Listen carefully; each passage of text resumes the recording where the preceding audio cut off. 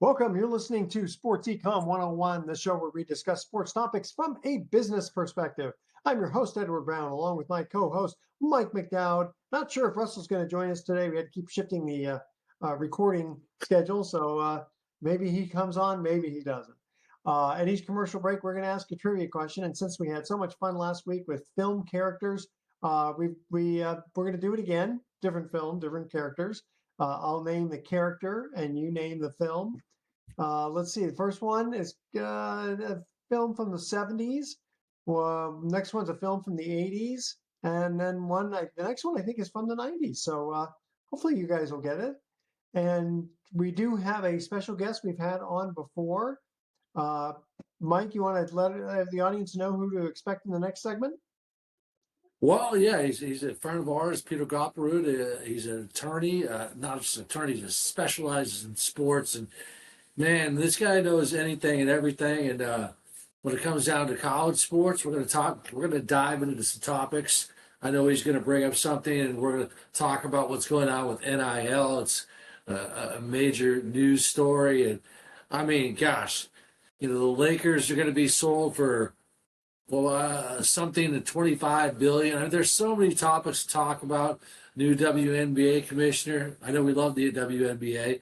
And then, what about freedom of speech? Going to a game where you're not allowed to wear a T-shirt. I want to hit that subject. That happened in the WNBA. Yeah. And wow, we're talking about the WNBA way too much now. It's getting a little scary for me. I'm kind of curious if somebody wore a Trump "Make America Great" hat, would they be thrown out? But if somebody wore a Biden Harris hat, they wouldn't be thrown out. One's polarized, one isn't. Very interesting. Okay, I think it depends where you are. Yeah, good. That's a good point. Yeah, Russia. Okay, audience, stay with us. You're listening to Sports Econ 101. Don't touch that dial. We're going to be right back.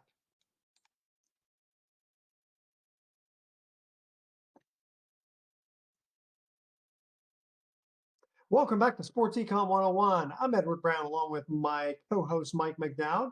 Mike, why don't you reintroduce our guest? You didn't get a chance to say anything last segment because that was just a teaser, and then we'll get right into it. Yeah, listen, he's really, I like to say he's our resident sports attorney expert. We've had him on the show a few times. We love having him. He's gracious enough to share his time with us because, quite frankly, he could be doing other things. But his name is Peter Goplerud. We're grateful for him. He's a guy I met in Ponte Vedra Beach, Florida, just on a weird day, taking our dogs to the doggy daycare. And, we've become friends. And I'll tell you what, Peter, so glad to have you aboard.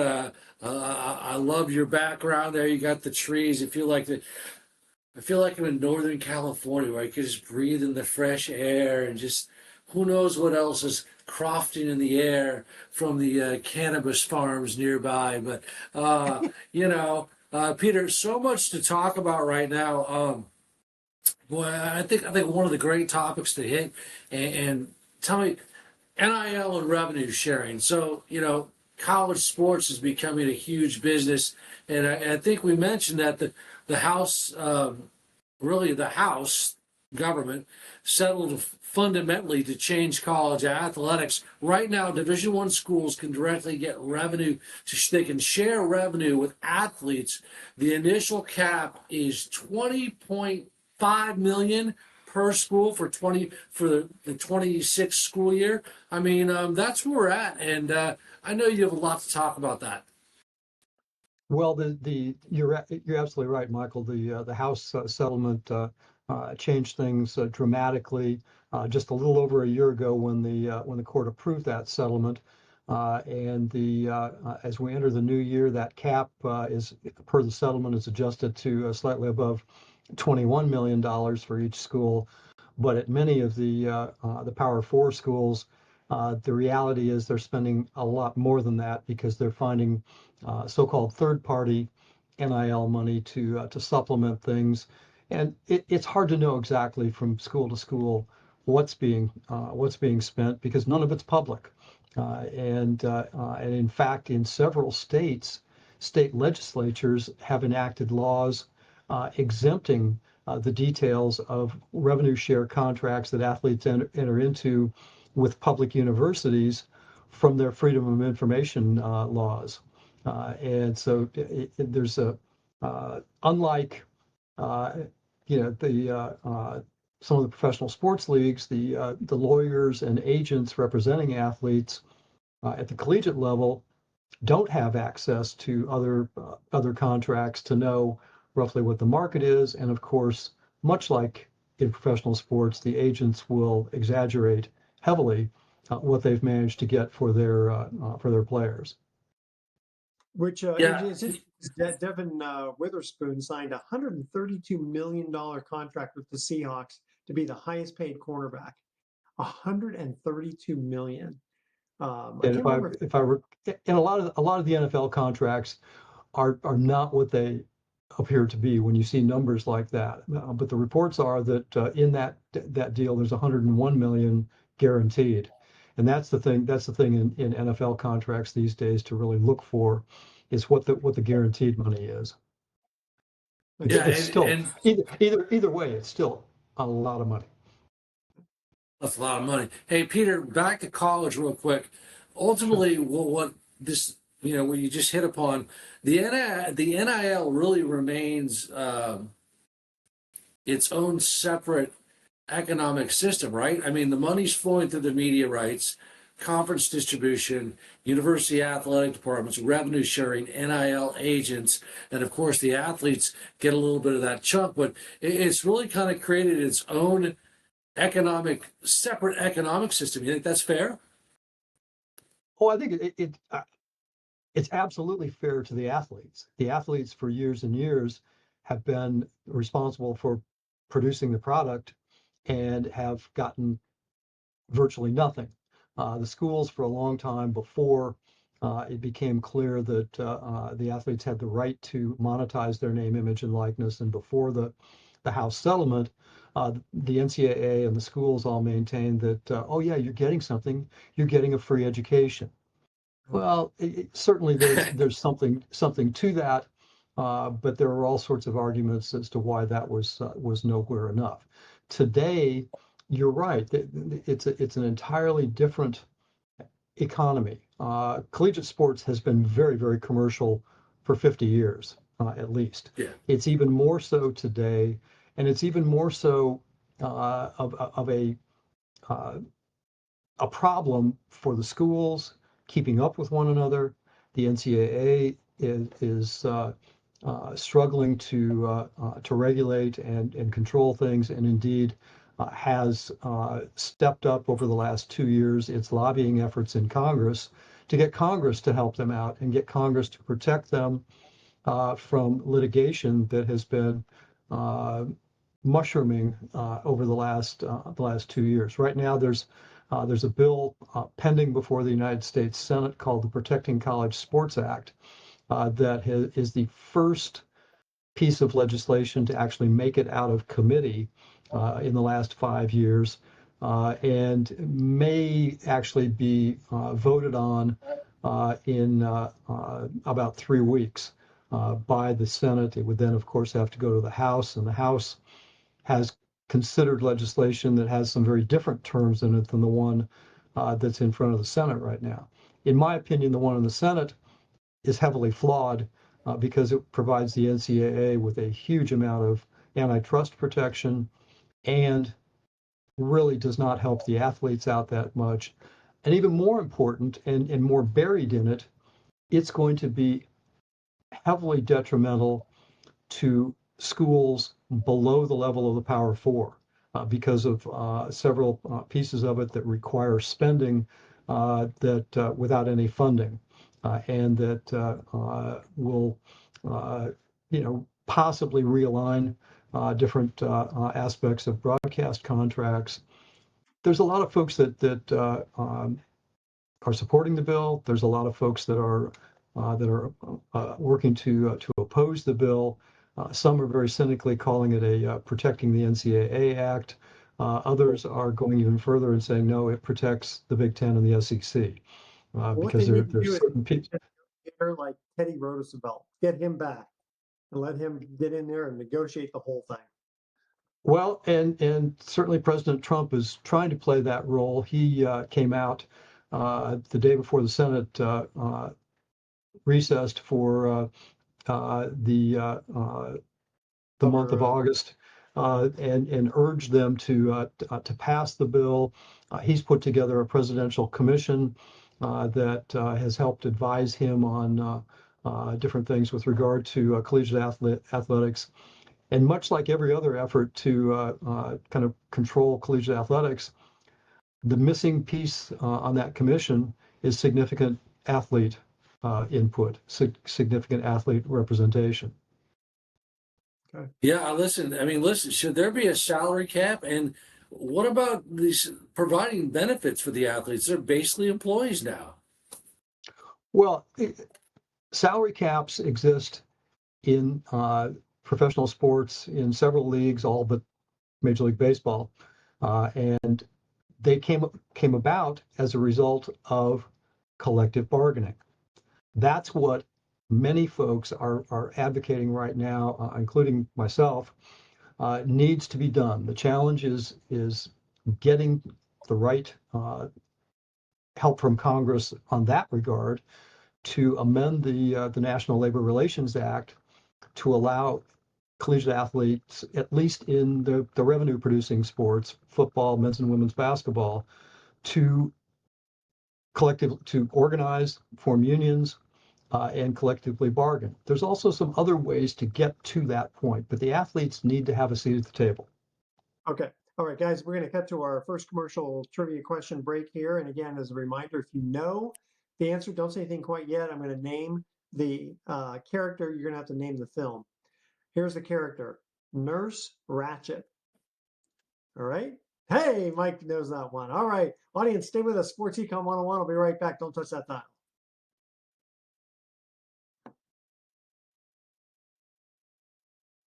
Welcome back to Sports Econ 101. One more time, I'm Edward Brown, your host, along with Mike McDowell, our special guest Peter Goplerud, sports attorney. First trivia question. I'm going to name the film character. You name the film. Nurse Ratched.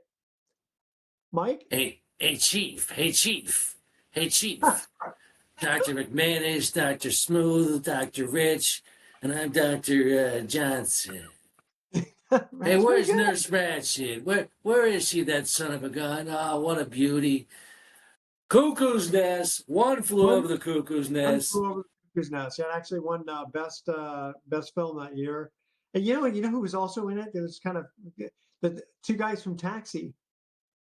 Yeah, that's right. That's right. Yeah, Reverend Jim and Danny DeVito. Yeah. Hey, good question, Chief. Good question, Chief. I like that. And Peter, you haven't seen the movie? You gotta take. I'm absolutely embarrassed to admit that I have never seen the movie. It's a little bit of a downer, but it's a very good movie. Well, and I'm pretty sure that as part of my education before law school as an English major, I'm pretty sure that I had to read the book. So I need to. So now you've triggered something here. I need to one of these nights find it on Netflix or Prime or wherever it's available and watch it. Okay, here's a follow-up trivia question for you, Mike. What was the only words that I believe were spoken by the Indian chief? By the chief? Oh gosh, he didn't say much, does he? He's sitting. I think they're in a hospital room or a hospital ward, and he just sits there and goes, "Juicy fruit." Can I watch? Can I watch again? Nobody can talk. He can say anything. That's the only words he says is "juicy fruit." The gum. All right. Talking a little bit about college sports here. Go ahead, Mike. I think you were about to follow up the question. Well, no, I mean, so Peter, I know we just talked about what we spoke, but are you able to talk about quickly the case that you're somewhat involved in, or is that off limits? No, I can talk a little bit about it. What you're referring to is a case that's titled Wisney versus the NCAA. That I'm part of the legal team representing 12 named plaintiffs, all athletes, challenging the NCAA's new 5-year eligibility rule.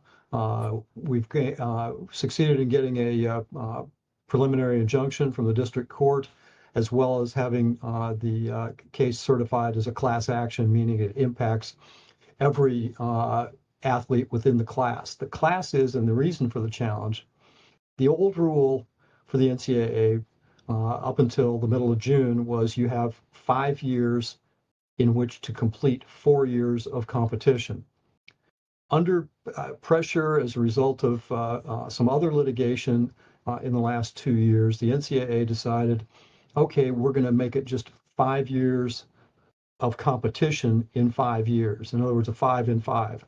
There'll be no possibility for waivers, no redshirting. The only exceptions are military service, religious missions, and pregnancy. What they didn't do, though, was include the athletes who have completed 4 years at this point in 4 years and give them, like everybody else, the 5th year. Our clients are part of that high school graduating class of 2022 that were not grandfathered in the rule. And we are challenging that on antitrust grounds.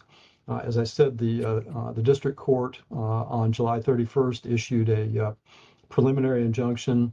The NCAA has filed a motion with the U.S. Court of Appeals to stay that injunction.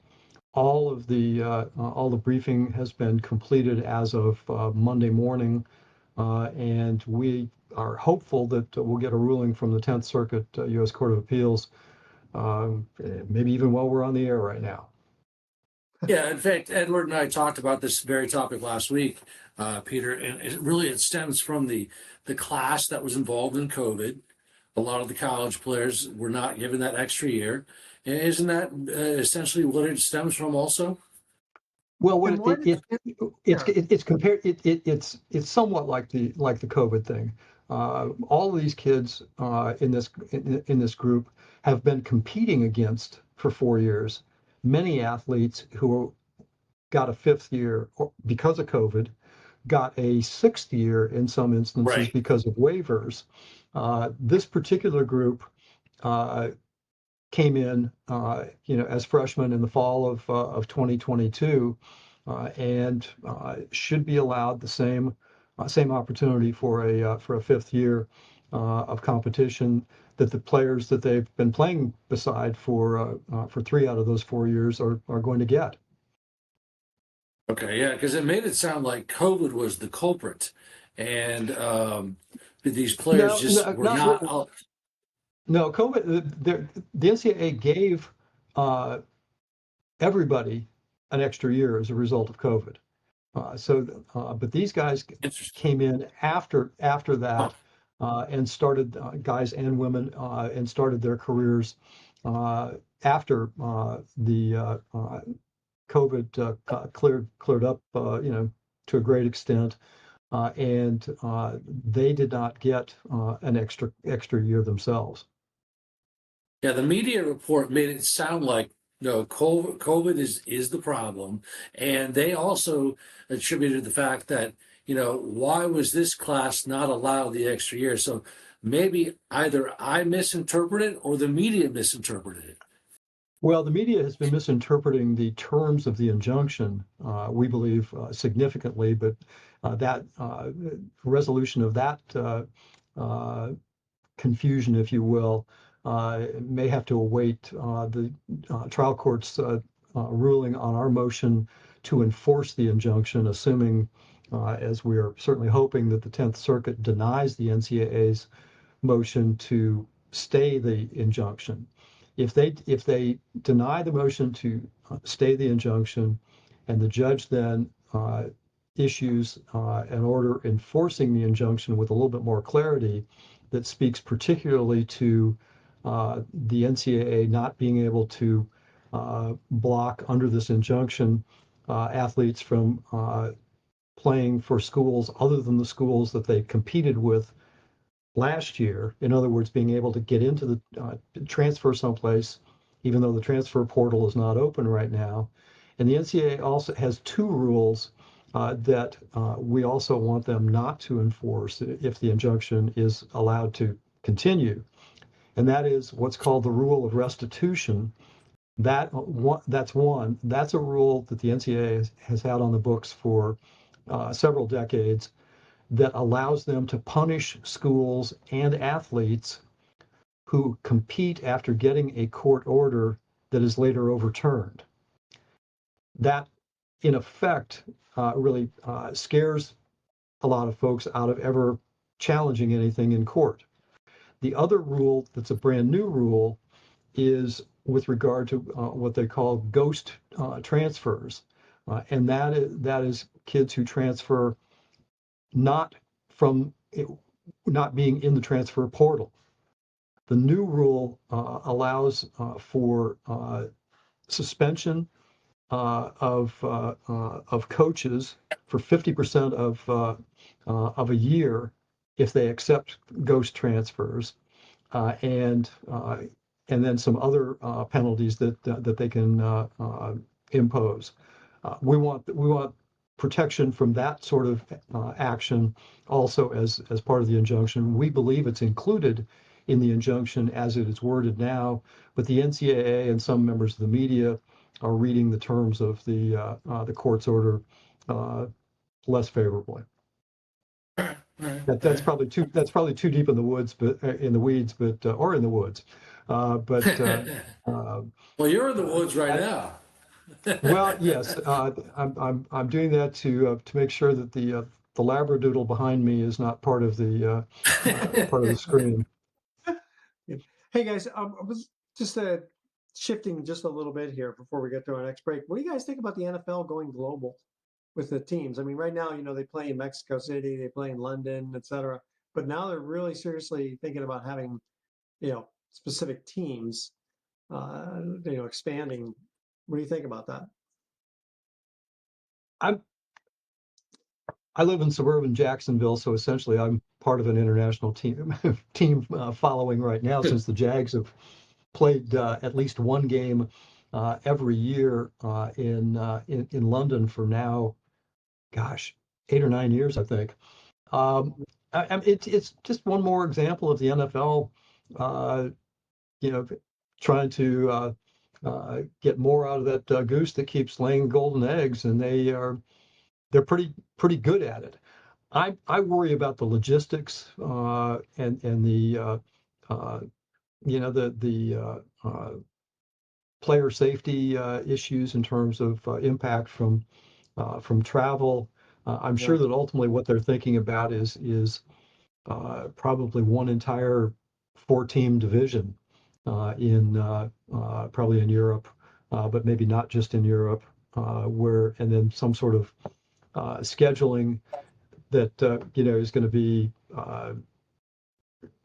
zeroed in. I'm not even sure what the right term is is in my head, but where you'd go and you'd spend like 3 weeks, like the Jaguars would go and spend 3 weeks there.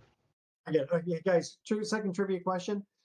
What movie is the character Jeff Spicoli from? All right, stay with us. Sports Econ 101. I'll be right back.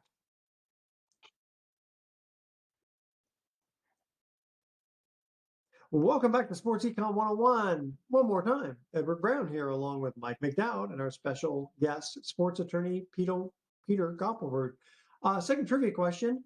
The film character's name is Jeff Spicoli. And Mike, go ahead. What's the name of the movie? I'm not going to answer because I'm going to let Peter, but I will say I was very much in love with the great Phoebe Cates. That's all I'm going to say. Yeah. Yeah, she didn't do anything for That me. would I like blondes. that would What? be Are that's you probably kidding about me? the only movie When she comes out of the pool? I Are know, you serious? yeah.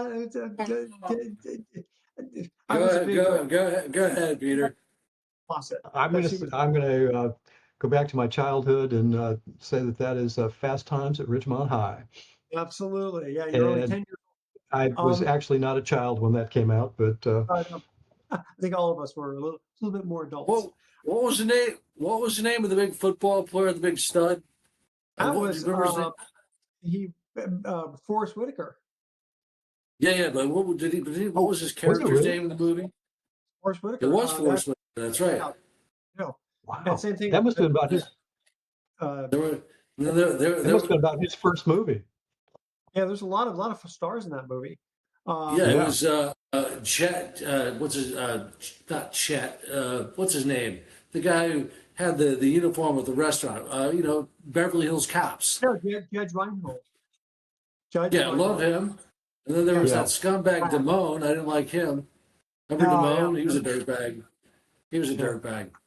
yeah. But Anyways, hey, I got tickets for Led Zeppelin, man. Come on, I'll and give then you when he goes in $75. when he sees the autopsy, I mean, 50. Yeah, this guy got $15 for righteous bucks. You know? Yeah, that's And yeah, right. I love That's right. I love Dude, the pizza delivery in class. yeah. dude, my time is your time. Therefore, our time is your time.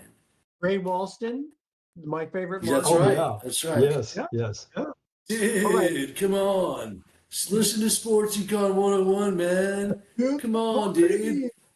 Well, and I don't know if I don't know if there's any validity to this, but I'm wondering if it was somewhat of an inspiration for the folks that put together Ferris Bueller. Good call. Good call. Huh. Which is I mean, interesting. same. Again, kind of the same sort of concept, but a little Huh. different approach. Interesting. Well, it's funny because And the it, guy Cameron, I mean, gosh, he's old now, and he's Yeah. been in right. Succession and all that. Yeah. Yep. There's a sports tie-ins. Howard Cosell would always say, speaking of sports, who was the sports dude in that movie that was interviewing Spicoli? McKay, right? No, the great Stu Nahan from KBC in Los Angeles. Do you remember Stu Nahan? Remember the guy? He was a very famous No. sportscaster. Yeah. Dude, I'm going to Hawaii, hanging out with Nick and the boys. Remember that? He was interviewing him. It was. There's so I'm many, gonna have to go back and watch that one now. so many clauses. Yeah, I know. That's always kind of a fun one. So talking about the WNBA yet again. So Carrington, the tweet about the white privilege and all that, that might cost her some of her sponsorships. It's Well, amazing. Go ahead. most every even poorly done sponsorship contract does certainly have clauses that allow for the brand to separate themselves from the athlete or a coach if certain things occur that are viewed as detrimental. That language has got to be pretty specific in Yeah. order to allow the contract to be broken. I think that it's really unfortunate that there's been so much literally just in the last 5 weeks or so with the WNBA that has distracted from the product on the floor and the growth and just the impact that the league is having. And I think that you got to look to the top to leadership and the commissioner. Here's my question to you, both of you guys. Do you think Enes Kanter is declaring his eligibility for the WNBA? Do you think he's going to get blackballed?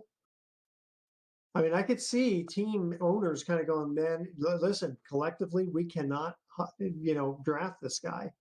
And then you get some legal issues there too for collusion, et cetera. I, yeah, I'm viewing that at least at the moment with the same level of legal success and seriousness as Jaden Daniels sending LSU a cease and desist letter with regard to his number 5 being used by another player. I Oh, just yeah, but that I think is Cantor and Royce White. great. Yeah. Okay, but what It's about the just guy from the guy from? I mean, those two guys are obviously Royce White and Enes Kanter. I'm going to go out on a limb and say, I think obviously they're not actually transgender themselves, Yeah. but the guy from France apparently, is fitting the stereotype, so to speak. What about him? I have to say I'm not familiar with that situation. Yeah, he's got a little bit of long hair. He has a couple of videos. He's only 6'4", but he can dunk. And I mean, he in fact right now he's playing against women in France, I think. Okay. Go Yes, ahead. and Go ahead. furthermore, let's bring it home to the U.S., to the Bay Area. There was a guy down in San Jose at like Mission College. A guy, excuse me, a girl. No, God, yeah, That's fine. playing on the women's team. How he was 6'8", 6'8", huge, and he had arms like this, and he was playing with the women. He was averaging Okay. 20. He was about, I think he was about 38 years old, and he was averaging 20 points per game, pulling Oh, down some he's rebounds. But it was clear, it was crystal clear that truly he was a man, and he did not look like a woman. That's not even that's biologically he's a man, and it was obvious. I mean, it was just so obvious, it was ridiculous. and I think Well, I think who said, go ahead. Go ahead, Peter. no, I was just going to say, I think that from both a legal and just a policy perspective, it's a hugely complex issue that obviously is, it's fairly polarizing. And the Supreme Court has recently, uh, responded to a certain extent with regard to how Title IX impacts or does not impact I got it simple. the Take a swab of the inside of the person's mouth and get the DNA, because that doesn't change no matter, even if you get hormones and all that stuff. If it's XX, you get to play. If it's XY, you don't. And if there's anything in between, okay, because sometimes people have, extra chromosome type. I mean, there's an anomaly. yeah, Okay, then give them the benefit of the doubt, let them play. Make it simple. but it that's one way to approach it. There's some science out there that indicates that uh, if transitioning occurs before puberty, that changes the game entirely, despite what the chromosomes would be in terms of I different things. I But don't think anybody under 18 should be allowed to, just like you can't buy beer if you're under 21 in California, and you can't smoke, you're not allowed to buy cigarettes. You can't even get a tattoo right, without you know. So yeah, I mean, obviously, if you hinder the growth in any fashion, it's gonna alter the physics of a person. yeah. It's just like me saying, you know what, LeBron James, yeah, unfortunately, you're too tall compared to me, and you're too strong compared to me, so you have to play on your knees. So Yeah. I'm just gonna make up this Well, rule. Let's change it for me. you I want to play in the NBA. well back in the early 70s, there were a number of cases before Title IX was enacted uh, with girls, high school girls challenging state high school athletic association rules that would not Right? allow girls Yep. to have, and this arose with regard to soccer, Yep. and would not allow girls' soccer teams to exist in the first place. And in addition to that, would not allow girls to participate on the boys' soccer team. Well, a federal court case uh, said no, that's a violation of the Constitution. There's no requirement to offer sports on the part of uh, public schools, but once they do, they can't discriminate. And Listen, and and and in this how and come one you never? there was one. How I'm come you sorry. Go never? ahead. How come you never hear of a woman who transitions to be a guy playing in guys' sports? I haven't heard of one. Never heard of it. There's there are a few out there, but that's another point, Edward. The estimates from both the NCAA and the National Federation of High School Athletic Associations are that the number of prior to the Supreme Court decision in June, that the number of transgender athletes, transgender women, transgender men participating was less than 50 in the entire Yeah, country. Charlie Baker, the NCAA president, estimated that prior to the NCAA changing its rules a year ago, there were fewer than 10 among the 500,000 that's athletes. fine. You got to protect. We've had Peyton McNabb on. She was the high school volleyball person who still has some cognitive issues because of it. And I think you just have to protect Mhm. them. I honestly have no problem if a woman has transitioned to a man and she's good enough to play football, baseball, whatever. I don't have a problem with that.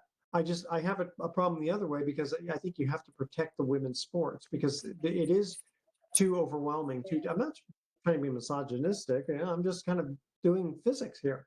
You know, if a Well, if a woman, except uh, I'll push back just a little bit on that and go back to the a little bit of language in the in that 50-year-old case out of Colorado. And one of the things that the judge pointed out there was that the State High School Athletic Association contended, as you're suggesting, that there were dangers to the women, injury protection was first and foremost, but they didn't have any rules that protected 110-pound, 5'2" boys who were competing. that's a good And point. so Well, that's why I said an honestly don't. example. I don't have a problem with a woman who wants to. I really don't have a problem with a woman who is good enough to play in with men. I don't have a problem with that. I just have a problem with it No, the other way. well, where I'm going with this is that in at least a couple of cases, in one in New Hampshire, where a transgender athlete was allowed to compete and did compete in track and field, they never finished higher than like 10th in a race out of 12 people, and in one case couldn't even make the varsity, but they were Okay, allowed to try out. okay, fair enough. Okay, Yeah. wait. We got to cut to Ugh. our break. Ah, Always jeez. happens. Yeah. Okay, really quickly. Here's again, I'm making this an easy one for you. William Wallace. What's the name of the movie? Stay with us, audience. You're listening to Sports Econ 101. Don't touch that dial. We'll be right back with some closing comments. Welcome back to Sports Econ 101. Last time for today, I'm Edward Brown, your host, along with Michael McDowd and Peter Goplerud. Um, Third trivia question: William Wallace. What was the name of the movie associated with that name? I'm going to take a stab at this one. Braveheart. That is correct. You guys are just film buffs. Is what I okay. Now I got to give you my little silly pun of the week. You know what happens when you get slapped at a high frequency? It megahertz. Oh, both of them just turned to the side. Okay. Any last words before we get into our thoughts for the day, boys?